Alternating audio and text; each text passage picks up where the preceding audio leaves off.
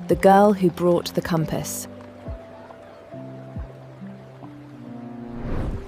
Captain Elias Bray had not sailed in 10 years, but the sea never really left him.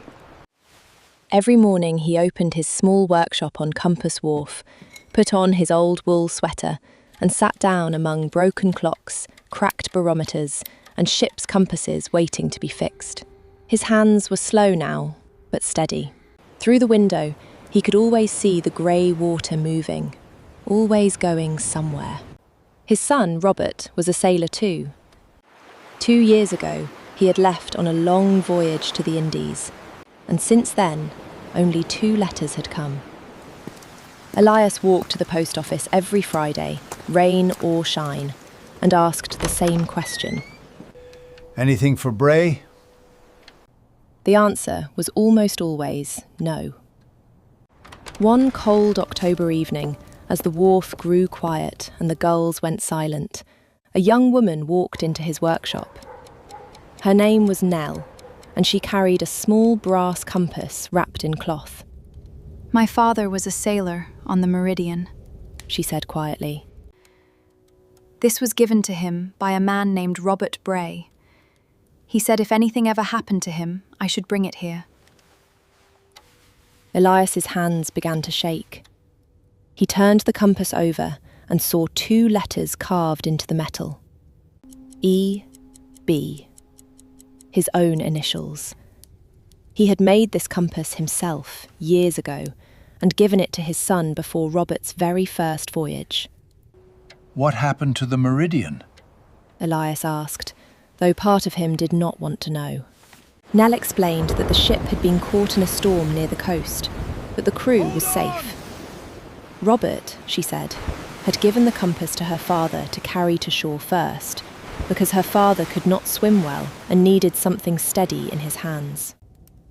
"Your son said the compass always finds its way home," Nell added.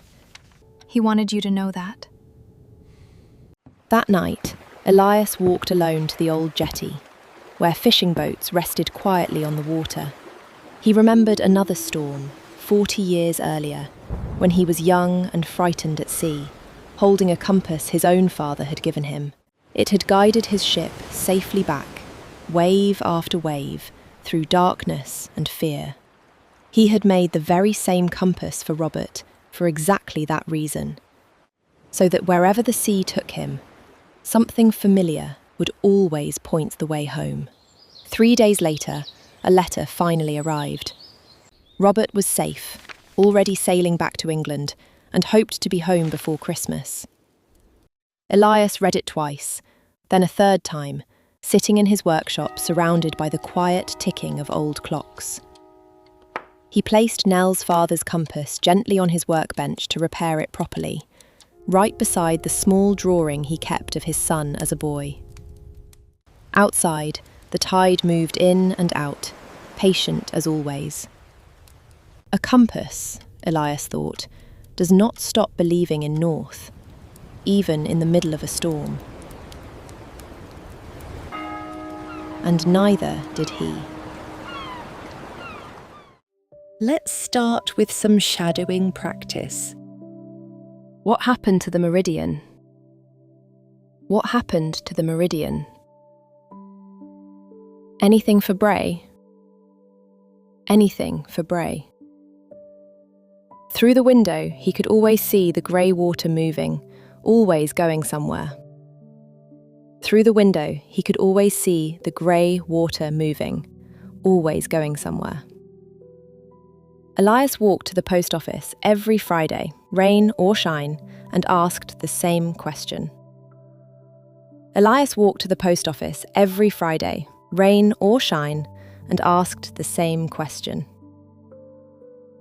Outside, the tide moved in and out, patient as always. Outside, the tide moved in and out, patient as always. His hands were slow now, but steady. His hands were slow now, but steady. Your son said the compass always finds its way home. Your son said the compass always finds its way home. A compass, Elias thought, does not stop believing in north, even in the middle of a storm. A compass, Elias thought, does not stop believing in north, even in the middle of a storm. Now let's sit back and listen to two friends talk about the girl who brought the compass. Pay attention to how naturally they speak, and see how many words from the story you can spot in their conversation. Okay, so Elias. I wasn't expecting to cry over a man fixing barometers, James, but here we are. See, I actually didn't cry, but I did stop chewing my toast at the compass part. Like, full stop. Toast just sitting there. That's a very specific reaction. It's a very specific story. I mean, the fact that he made that exact compass, gave it to his son, and then it just comes back to him through a complete stranger? Right, and I think what got me wasn't even the compass itself. It was that line. Your son said the compass always finds its way home. That's Robert talking to his dad without actually being there. Which honestly is such a clever way to write it. You don't need the son in the room for the story to be about the father-son relationship. Exactly. Can we talk about the location name for a second? Compass Wharf?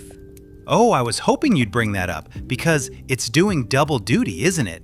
It's literally where he works, but it's also like this whole idea of a compass pointing home. And Elias himself is basically the compass for his own son in a weird way. Steady. Always there when Robert needed direction. Didn't think of it that way, but yeah, that tracks. Okay, quick vocabulary check before we move on. Did you catch steady in there? Nell's father needed something steady in his hands. Steady's a good one. Not shaking, reliable. Feels like half the story is built around that word, actually. Steady hands, steady ship, steady old man waiting by a window. That's a good catch. What about patient? Right at the end. The tide moved in and out, patient as always.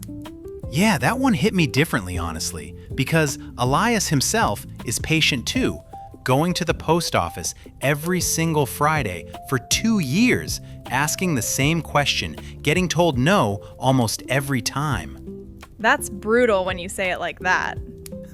It is a bit, but I don't think the story wants us to feel sorry for him necessarily. I think it wants us to admire that he kept showing up. That's fair. Can we talk about the flashback for a second? 40 years earlier, young Elias in a storm with his own father's compass? I liked that it wasn't dramatic. No shipwreck, no danger described in detail, just this quiet memory of being scared and having something familiar in his hand. It's almost the emotional center of the whole thing, even though it's the shortest part. Sometimes the shortest bit carries the most weight, right? One thing I want to know. Do you think Elias ever doubted Robert would come back? Probably. I think that's kind of the point, though. You keep believing anyway. That's basically the last line, isn't it? A compass does not stop believing in north, even in the middle of a storm. Okay, that line is staying with me for the rest of the day. Same. All right, should we let people hear it again? See what they pick up the second time? No subtitles? Let's do it. I have a feeling that compass line is going to hit even harder round 2. Now, here's your challenge. We're going to hear the beginning of the story one more time, but this time without any subtitles. Just listen and see how much you understand. Captain Elias Bray had not sailed in 10 years, but the sea never really left him. Every morning he opened his small workshop on Compass Wharf, put on his old wool sweater, and sat down among broken clocks, cracked barometers, and ship's compasses waiting to be fixed. His hands were slow now, but steady. Through the window, he could always see the grey water moving, always going somewhere. His son, Robert, was a sailor too. 2 years ago, he had left on a long voyage to the Indies, and since then, only 2 letters had come. Elias walked to the post office every Friday, rain or shine, and asked the same question. Anything for Bray? The answer was almost always no. One cold October evening, as the wharf grew quiet and the gulls went silent, a young woman walked into his workshop. Her name was Nell, and she carried a small brass compass wrapped in cloth. My father was a sailor on the Meridian, She said quietly. This was given to him by a man named Robert Bray. He said if anything ever happened to him, I should bring it here. Elias's hands began to shake. He turned the compass over and saw 2 letters carved into the metal. E.B. His own initials. He had made this compass himself years ago and given it to his son before Robert's very first voyage. What happened to the Meridian? Elias asked, though part of him did not want to know. Nell explained that the ship had been caught in a storm near the coast, but the crew was safe. Robert, she said, had given the compass to her father to carry to shore first, because her father could not swim well and needed something steady in his hands. Your son said the compass always finds its way home. Nell added. He wanted you to know that. That night, Elias walked alone to the old jetty, where fishing boats rested quietly on the water. He remembered another storm, 40 years earlier, when he was young and frightened at sea, holding a compass his own father had given him. It had guided his ship safely back, wave after wave, through darkness and fear. He had made the very same compass for Robert for exactly that reason, so that wherever the sea took him, something familiar would always point the way home. 3 days later, a letter finally arrived. Robert was safe, already sailing back to England, and hoped to be home before Christmas. Elias read it twice, then a third time, sitting in his workshop surrounded by the quiet ticking of old clocks. He placed Nell's father's compass gently on his workbench to repair it properly, right beside the small drawing he kept of his son as a boy. Outside, the tide moved in and out, patient as always. A compass, Elias thought, does not stop believing in north, even in the middle of a storm. And neither did he. That's it for today. Thank you so much for watching and practicing with us. If you enjoyed this story, Hit subscribe, and we'll see you next time for a brand new adventure.